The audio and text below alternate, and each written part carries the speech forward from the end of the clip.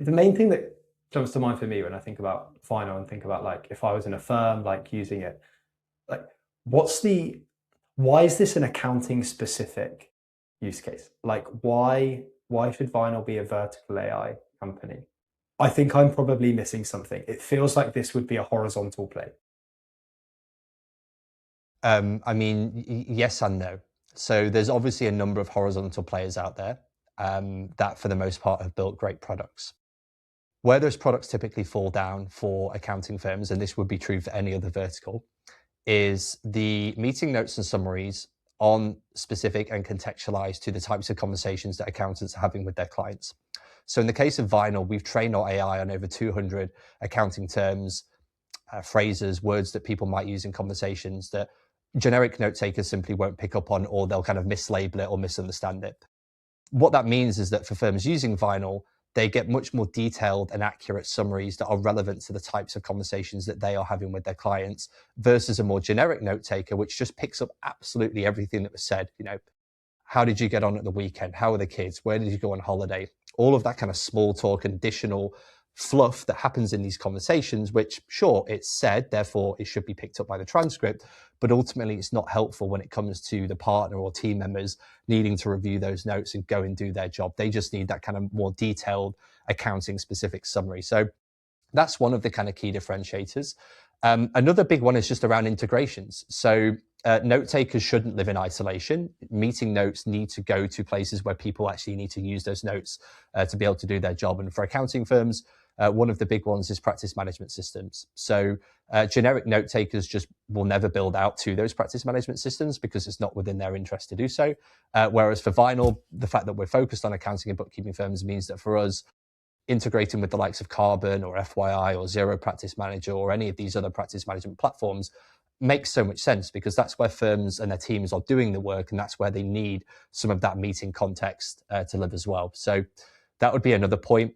I would say a third one is just around overall team permissions and visibility of meetings in general. So a lot of the more generic note takers. So if we start by looking at like the Teams AI, the Copilot transcripts, or even Zoom AI or Gemini, the issue with those platforms is that they create the transcripts and the summaries, and then they save them down into folders, and often the recordings will expire, which means that if somebody's going to look for something afterwards, it's very difficult and time consuming to do that.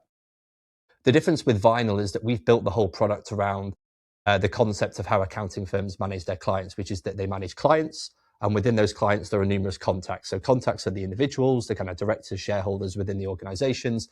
Clients are your kind of sole traders or limited companies. And then the next step there is groups, and groups could be a group of limited companies where one person might own multiple companies.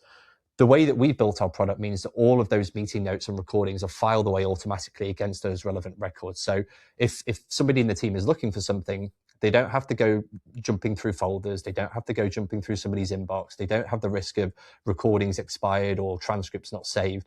Everything is filed away automatically against the right records, making it really quick and easy for them to find what they need. So again, another kind of big differentiator of Vinyl versus some of the more generic note-taking products out there. Got you. Keen to so you spent a lot of your career in the accounting industry, right? But I couldn't trace that back to maybe like an obvious reason or source. Like, for example, some people might study things at university, or they might land in a firm at the start of their career, and then they're kind of in the industry and they might flourish into like marketing or being a founder and things like that. What brought you to accounting? It's quite a funny story, really. So I studied business at university, and then I landed a job at Deloitte as on an internship as an indirect tax specialist. I can't remember the exact name. And I never actually started that job. And the reason I never actually started that job is that in the summer leading up to starting work there, I got a summer job doing marketing for somebody who was coaching and consulting accounting firms at the time. So I'd kind of dabbled with marketing and advertising at uni. Me and my friends had launched a clothing brand. We had some experience with social media. I kind of studied a bit of marketing, some of the modules that I was doing, and kind of landed in that summer job and got to the end of that summer, and I was due to go and start work at Deloitte with this kind of really exciting tax job, and was just like, actually, like, this just doesn't sound like it's for me. Like, I'm really enjoying what I'm doing right now in the marketing space. I'm enjoying working with this guy. It was kind of very much a startup environment.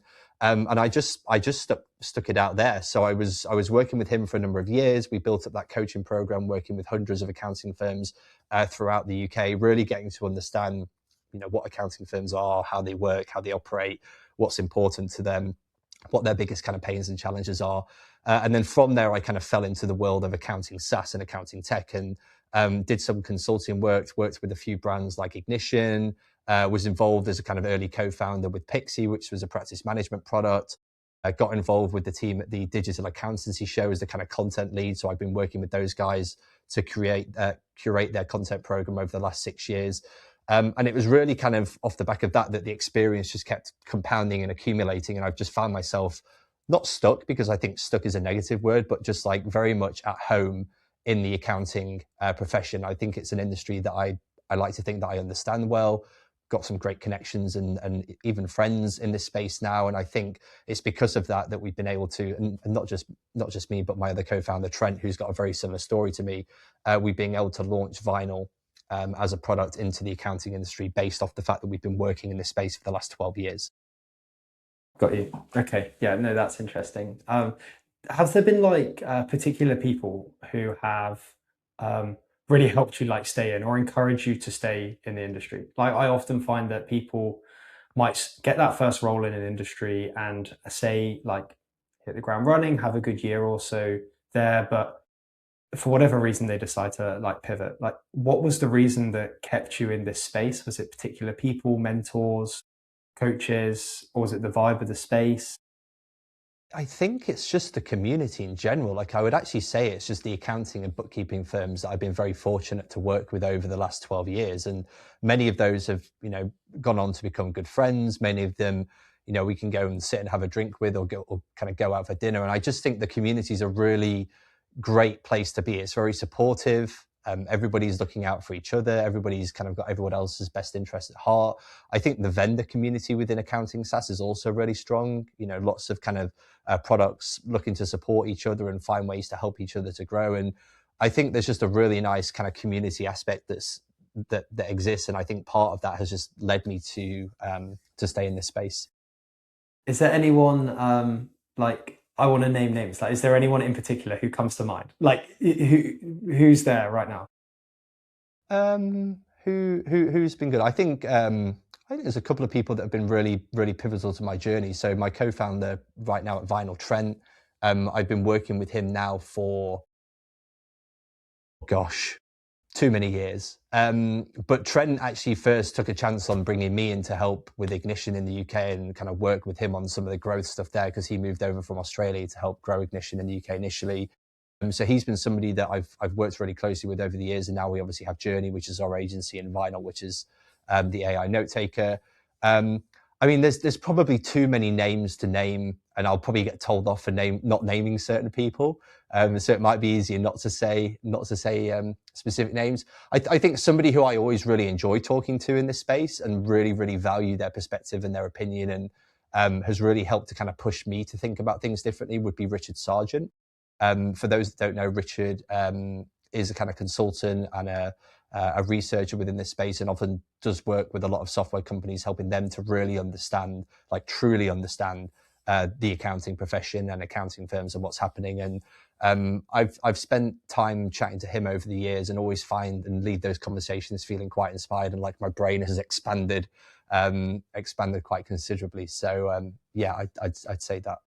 I'm keen to get into things like what the future shape of a firm looks like what the future shape of the market looks like. It's a very fragmented market. Like, is it going to consolidate, especially at like the lower portion? But like, I want to understand just my own indulgence. Like, when you started Vinyl, like what was the like moment that actually led to you going, okay, we're going to start this and we're going to launch it globally immediately? Like what?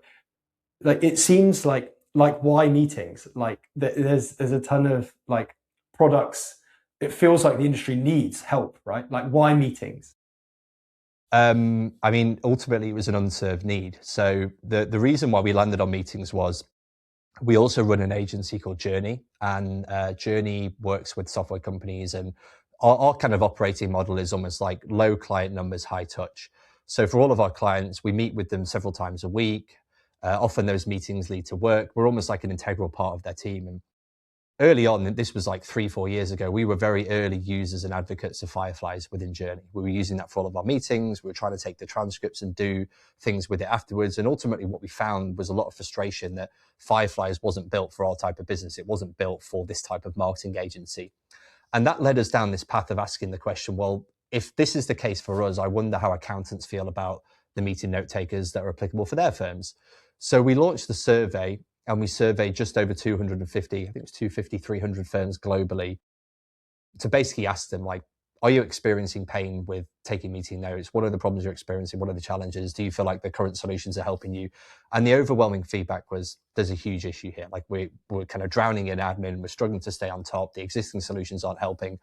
And that was really the catalyst to then build and launch Vinyl off the back of that. And I think the key learning point there that I see other vendors in the space maybe not doing so well is that we really made sure that we validated and understood the problem initially.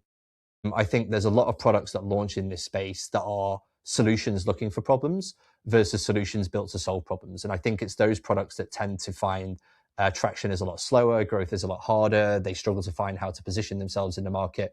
Whereas for Vinyl, there's a very clean problem that we're solving, and the positioning is in my mind at least, very simple. It's like, we are a vertical AI note taker. These are the key reasons why it's different, which I explained earlier. And yeah, firms are seeing a huge amount of value from that. Who was the first customer, and what was the MVP you served them? Did you charge them immediately? How did it how did it kick off?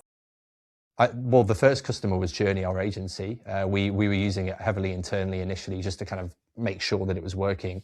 I can't remember the exact first customer, but we launched the beta, initially a closed beta to around about 30 to 50 firms. This would have been March 2025.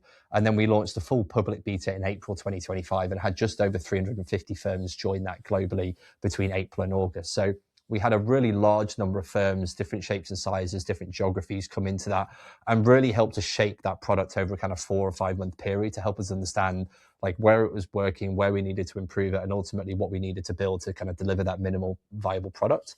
And then we kind of launched general admission from August of 2025 last year.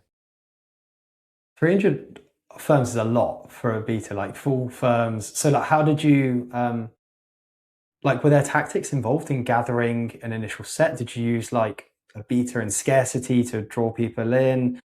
Yeah. How did you get that many people to sign up initially? We from day one, the approach that we took to building Vinyl was build in public. So we're very fortunate that both myself and Trent have quite good networks in this space that we built up over many, many years. And when we first started building Vinyl, the approach was basically document everything that we're doing publicly, share all the wins, share all the lows, share everything that we're thinking and working on.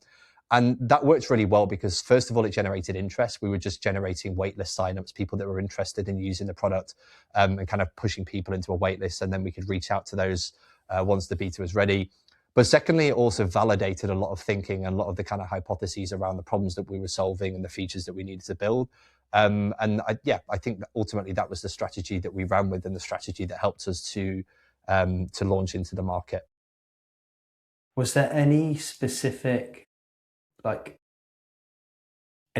tactics for the accounting market specifically in launching, gathering insights? So you had your personal networks there and you had an initial audience, but to capitalize on that, do you think there's anything specific for the accounting market from what you've learned on marketing across the board? I think with accountants, the key thing to keep in mind is that you have to build trust, and trust has to be built over a long period of time. If you look at the history of accounting tech in general, there's been lots of vendors that have come and gone in this market, and accountants have had their fingers burnt many, many times by software vendors promising the world and then ultimately under-delivering, or kind of building a product and they're getting acquired 12 months later by some legacy incumbent provider that accountants simply don't want to work with. And I'm not going to name names there, but you can probably guess who they are. So I think for anybody looking to launch into the accounting tech channel, it has to be a long game. It can't just be seen as a channel amongst a kind of mix of other channels. You have to truly believe in accountants and bookkeepers and who you're building for, the problems that you're solving for them.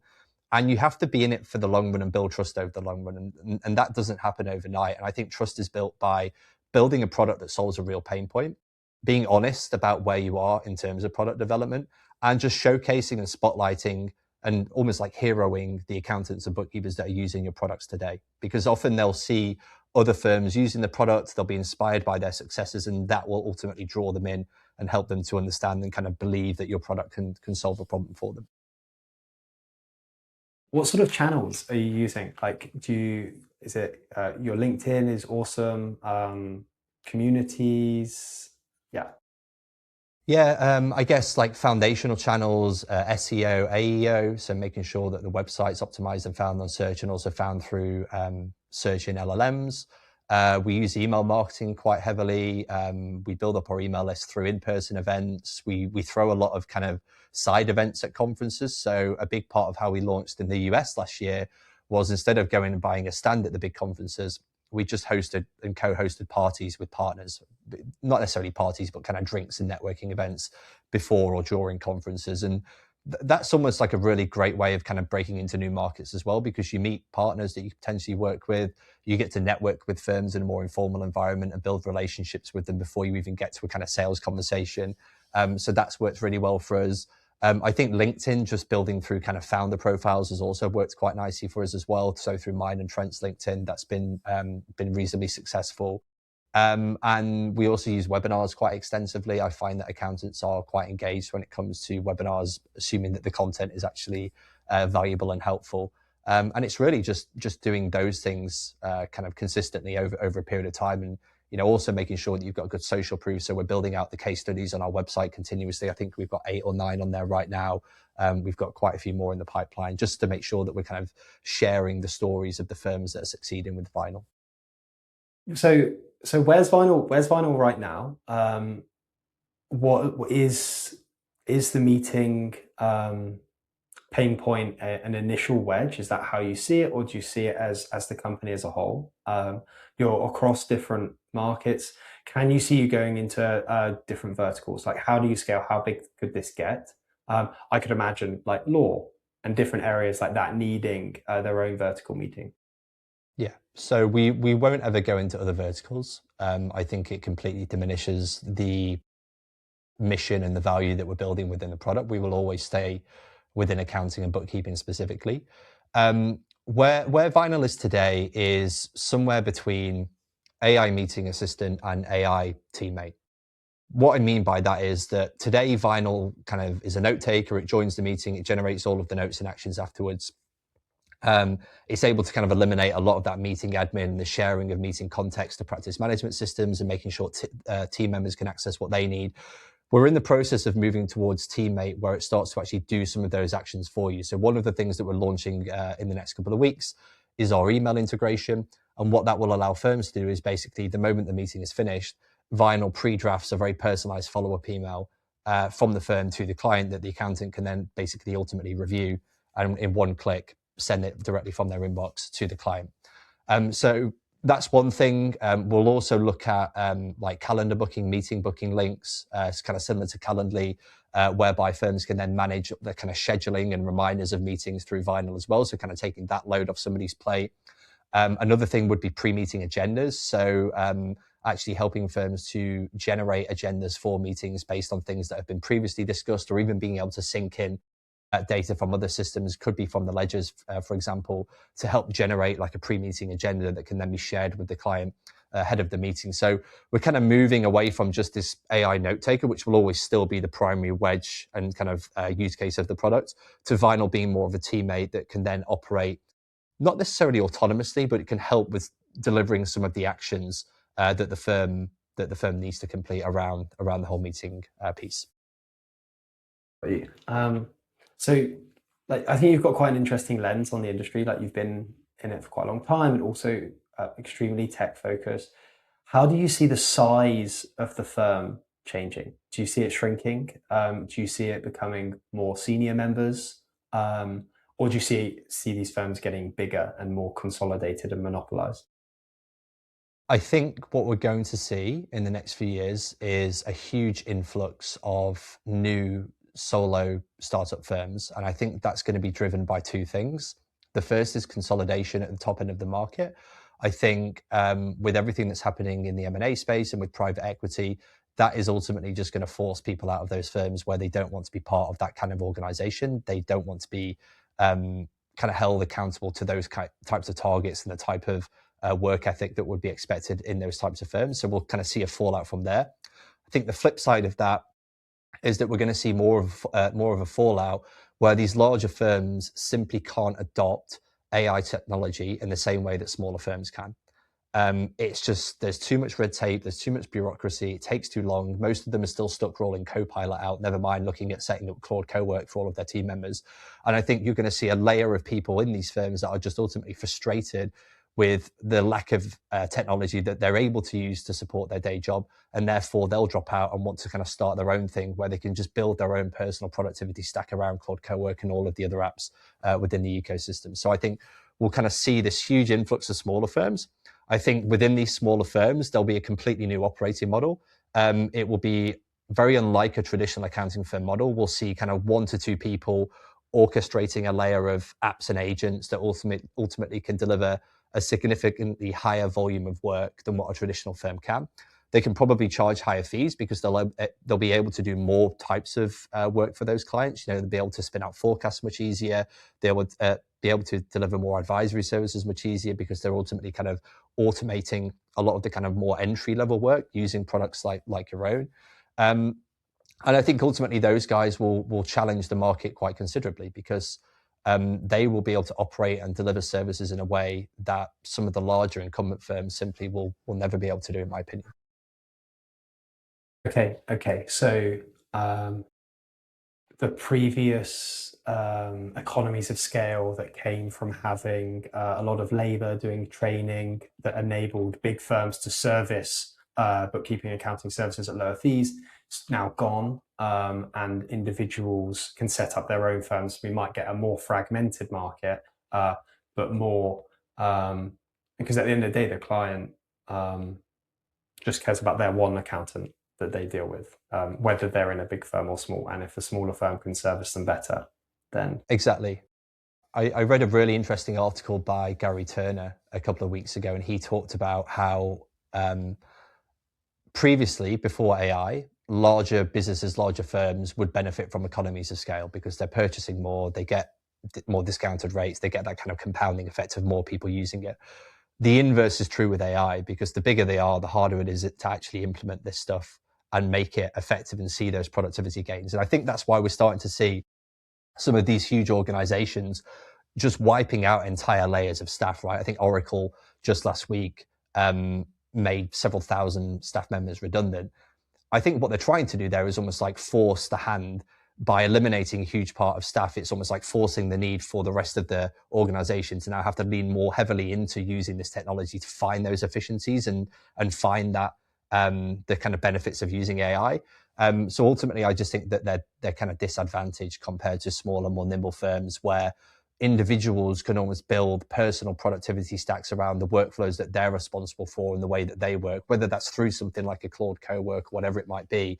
Ultimately, they can kind of tap into MCP servers and APIs and build their own stack around the things that they're responsible for in the firm. And this may differ between different people and different departments. What proportion of your efficiency gains you see in Vinyl today are from client meetings versus team meetings? That's a really good question, and I wish I had the data on that. I don't know. I know that Vinyl firms are using it for both client and internal meetings. You do tend to find that firms have quite a lot of internal meetings, and normally these are meetings to discuss the workflow, so it's still relating to client work. It's almost like a meeting at the beginning of the week where they're reviewing the list of jobs that need to get done that week, so they're discussing a number of different clients. But yeah, I don't have that data to hand, although I'm quite curious to now dig into that. Yeah, I guess the reason I asked is, like, if we keep this going and you've got the like solo or kind of co-founder accounting firm set up and they're like leveraged by all the AI underneath them, there will be less internal team meetings. And so the workflows that you're helping with will be very, very client centric, presumably. Yes. And ultimately that's the primary kind of thing that Vinyl was built for in the first place, was for those client meetings. Like a lot of what we're trying to do longer term is actually just capture all of that client context in one place. So meetings is one place to do that. Emails would be another. There's obviously other channels available. And what you can then do is almost build this database, this repository of client context and client intelligence that can then be leveraged to understand the clients, their pains, their goals. We refer to it as like a relationship ledger. Like you've got the GL, which is responsible for the financials of the client, but nothing's really capturing the pains and the frustrations and what's keeping the clients up at night and what their goals are and what they're worried about. And that's where something like Vinyl comes in. And then if you combine both of those ledgers together, I think that tells a really, really interesting story about what's actually happening in clients' businesses, and therefore creates a really big opportunity for accountants to step even further into this kind of advisory role and really support their clients through some of those things. Yeah, I love that relationship ledger. How important do you think the general ledger is for the context that you're capturing? Do you think in client conversations we're capturing context that should be appended to databases in the general ledger? Yeah, I think there's definitely an argument for that. I think even with products like yours, there's an argument for it, right? Like I think a lot of the work that firms are doing for clients, whether it's bookkeeping or accounts, there's a huge amount of context that goes into that. And often that context lives in people's heads, and it's context that's said in meetings, but it's not really documented anywhere. So I think that there's definitely a huge argument for marrying up those two contexts together. So, one example, and I'll just try to think of something quickly. Let's assume that you're reviewing the accounts for a business and you notice that their marketing spend has doubled. Now, I guess if you're reviewing the numbers, you might look at that and go, okay, revenue's kind of similar, marketing spend has doubled, what's going on here? Like, are they overspending but not seeing the ROI from that? But if you have the context from a meeting that actually they're now investing in this new marketing motion, they expect to see the ROI come through in 6 to 12 months, they're building out a marketing function, so they're investing heavily in staff right now to kind of see that through, suddenly the numbers start to make a lot more sense because you've married it up with this additional context of what's actually happening in the business and what their goals are. So I think there's a very clear story to tell by combining what is said in meetings and the context with the actual financials themselves. Yeah.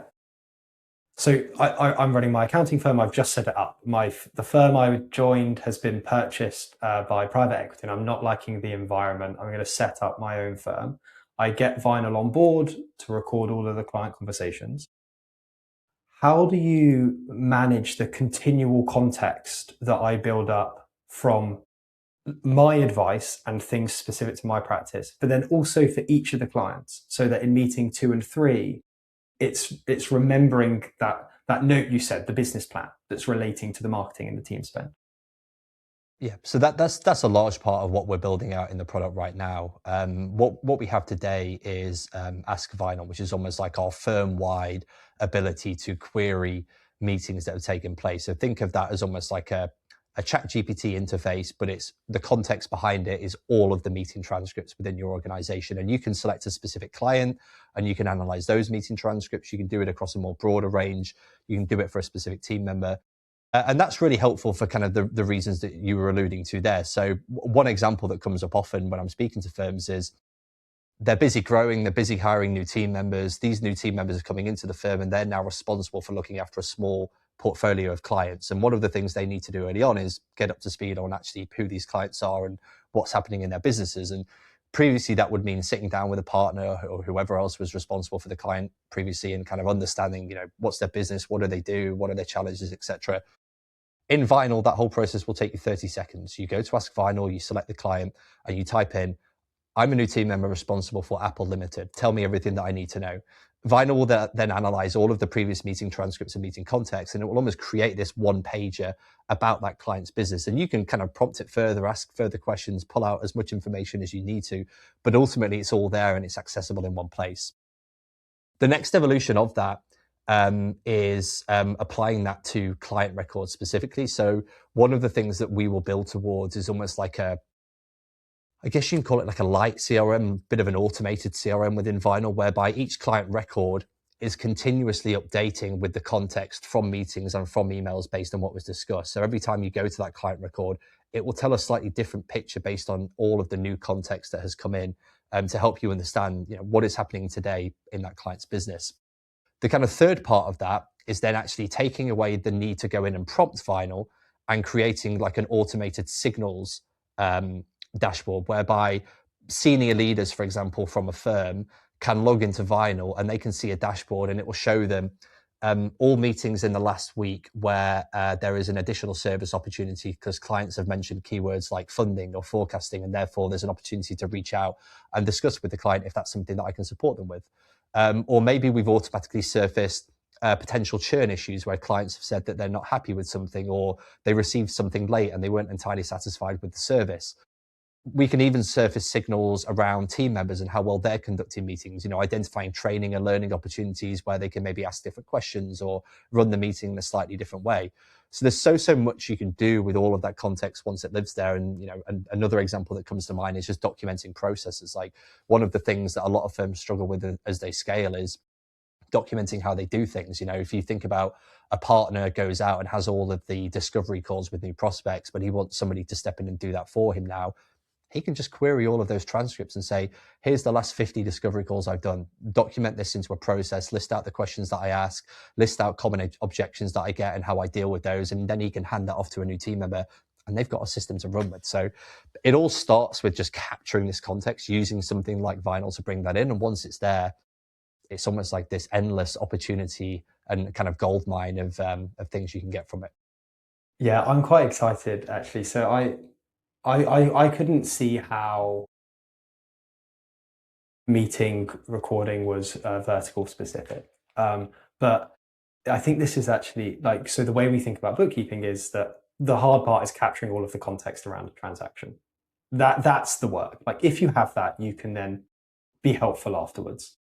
But now I'm thinking about the hard part for a firm and operating a firm is capturing all of the context, allowing the AI to interact with reality. And today, that's really hard. Like, we've created an entire new skill called prompt engineering to try and make it 1% better. But that's not going to have legs, right? Like, we do not want to be prompting. The easy bit is going to be the AIs will be good enough to automate a lot of workflows and produce a lot of good software after we've collected the context. Yes. Yeah. So I'm bullish. Nice. I think this actually becomes even more relevant and helpful as we see more of the kind of, I guess, repetitive work in accounting and bookkeeping become automated and agents completing it on our behalf, because suddenly the context of what's discussed in meetings with clients becomes so much more valuable because the relationship becomes more valuable. It's how you manage that relationship with that client, how you communicate with them, the things that you're understanding about them that suddenly become a differentiator for you versus the actual work that you're doing. So yeah, I just see it becoming more and more valuable. And you have the capacity to deal with all of the information you're collecting. Like, previously, yes, you just wouldn't have capacity to take action and all the possible actions. I see it now with our workflows. So we record in Attio, and so we're a vendor, right? So we don't have those firm specific workflows. So we use Attio as our CRM and we record through that. And everything on the other side of that is sort of taken care of, like follow-ups, managing and tracking pipeline. It's just a case of me speaking to as many firms a day as possible. Yeah. So we're AI automated, exactly, but I'm more human day to day.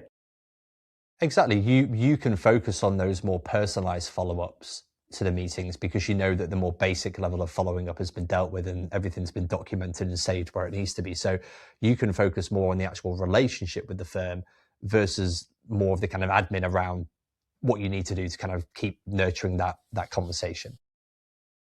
Okay, so how do I pay for Vinyl today? And the reason I ask isn't so that you detail like amounts and prices. It's how do I purchase and we have a fair trade for the product?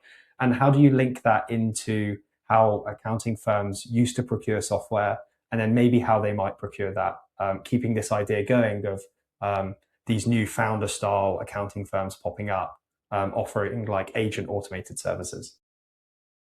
Yeah, this is a really interesting one. So the way that Vinyl prices today is based on meeting hours. We don't do a pay per seat model. The reason why is that different people in the organization will have different meeting requirements. Therefore, charging a flat fee per seat doesn't make any sense. We have a usage-based model, which is based on the number of meeting hours that they record, and we charge like a small fee on a kind of minute-by-minute basis for the hours that they use. The reason why we opted for that is that if you look at we've got some research, some pretty good research that we did internally that tells us that for the average 60-minute meeting, Vinyl will save an absolute minimum of 30 minutes of admin. 30 minutes of admin, typing up notes, adding notes to systems, drafting follow-up emails, all that stuff that I described earlier. If we can charge a very small nominal fee, like I'm talking like a couple of pounds, to be able to save you 30 minutes on an hour based on what your average hourly rate is, that's a huge cost saving over a kind of weekly and monthly basis. So the argument is there straight away, right? Like there's a huge ROI benefit from using that just from your time specifically. I think where this goes longer term as more products adopt usage and output-based models is that it ultimately changes the unit economics of a firm in general, because instead of paying per seat, and ultimately a lot of products aren't going to be able to charge per seat, because if you're creating more efficiency in the firm, they're going to need fewer seats, therefore your revenue is going to be less. Firms are going to have to think about paying for software versus how they're currently paying for staff members, because ultimately the software is going to start to do a large proportion of what certain team members in that organization might be currently doing. So it's almost taking software out of that kind of technology line and putting it and kind of trying to compare it against almost like the staffing part, right? Like how much are we spending on salaries, and can we take some money out of there to now invest in this technology that's going to help us? So it kind of changes the whole unit economics of a firm completely, because they're now thinking about like what is the cost of actually delivering a specific service to a client? Now, what does it actually cost me to deliver a tax return to a client? And therefore, if I'm using a piece of technology that's charging me X amount per tax return, like how much is that saving me versus the staff that are now currently doing it? So this is a shift that I think is going to happen over a number of years. I'm really interested to see how it plays out. Like, I don't think it's going to be as binary as like today we're doing this and tomorrow it's going to be that. There's obviously going to be like this messy middle, a bit of a hybrid middle ground for a while, but it is fundamentally going to change the way that firms budget for technology, spend on technology, manage how they hire and kind of organize their staffing structure. Yeah, one thing we've observed on usage is that accountants like to track, they like to forecast, and they like to have like visibility of numbers, like more than any other segment. And with usage, it potentially creates two things. It can be quite hard to predict with a new product how much they're going to use it, and therefore how much it's actually going to cost them. And then the second is it creates this weird incentive where they might dip their toe in and use it a little bit. Whereas actually you want them just to start using it organization wide and feel the benefit that you've sold them. Like how do you think about those two? I mean, we see similar challenges. Like I think, for a lot of firms, when we speak to them initially, they struggle to know how many hours of meetings they're doing across the firm on a monthly basis. They just don't have those metrics available. Therefore, when they look at our plans, it's very hard initially to say it's clear cut that we're going to fall into this plan right here. What we found has worked quite well for us is just being very clear and transparent with firms and just giving them the ability to move throughout the plans as they progress into the product. So kind of like based on a gut feel, let's start here. Let's run it for a month or two, see where you land. And then once you're happy with that, we can just look to expand to the next one and ramp up the usage and get you even more comfortable with the product. And assuming that the product is providing value, there's no reason why they wouldn't do that. There's no reason why the firm wouldn't be incentivized to then use it more and use it more across the firm if they're seeing and experiencing the value that they should be from the product. Yeah, got you. That makes sense. Jordan, keen to ask you, with Journey, with Vinyl, and managing your own life, like how do you think about like balance and spending your time? Like people have talked about work-life balance, work-life harmony, work-life integration. If you don't mind me asking, like how do you see that from your perspective? And do you have like any advice? Yeah, I think like work-life balance as a concept, I don't particularly believe in. Like, I think it's really a case of just like prioritizing what's important to you. And sometimes you might need to work a little bit more. Other times family stuff and things outside of work will be more important. Things that have really helped me are time blocking my calendar. So within my diary each week, I have time blocks for specific things. So I'll only do vinyl demos on these days at these times, or I'll only do calls with clients and journey on these days at these times.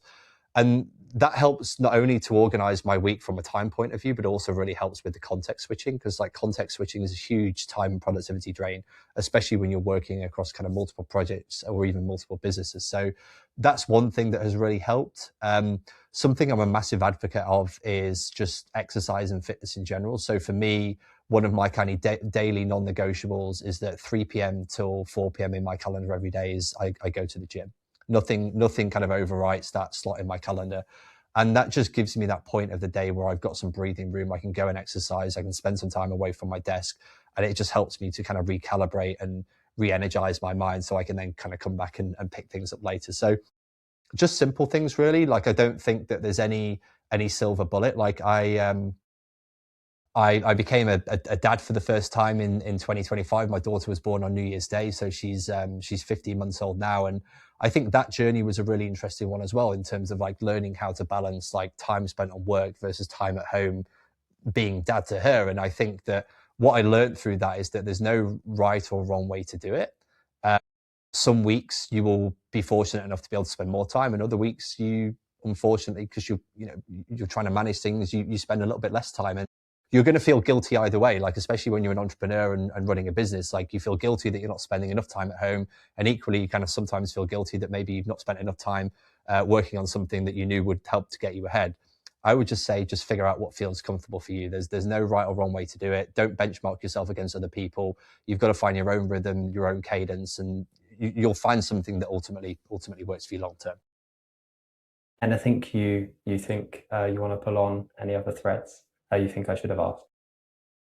I don't think so. I feel like we covered a lot of ground in this session today. I guess like one thing that I'm always conscious of when we're talking about AI in general is like not fear mongering and not like creating hype for hype's sake. And I think that there is a lot of that out there in the market at the moment. So what I would say to firms is like, be curious about AI. I would say now is the time to kind of lean more from curiosity into actually thinking about how you can start to implement some of the products and software that's available. I'm obviously biased, but I think meeting assistants are a really nice entry level to using more AI type products within your firm, just because the change management required is significantly less than other solutions. It's literally as simple as integrate your calendar and it does the rest. And start to think about kind of what this looks like longer term, right? Like, if we agree that not just the industry, but the world is heading in a certain direction, we're not going to put any specific timeframes to that. We're not talking about accountants being done out of jobs or anything crazy like that, but just accept that the world and technology is heading in this direction. Like, what are the things that you can start to think about and do in your firm today to almost like future proof yourself against some of those changes? I think it's really helpful to kind of start thinking through that now, versus maybe waiting 12 months down the line and then you feel even more overwhelmed and more pressure because everything's accelerating, even faster than it was, at this point in time. Because we are seeing that acceleration continue to happen. Things are just developing faster and being released faster. Just look at things like Claude Cowork in the last couple of months. It's quite outstanding how far that technology is coming along. So yeah, I think that's probably a kind of a nice ending note.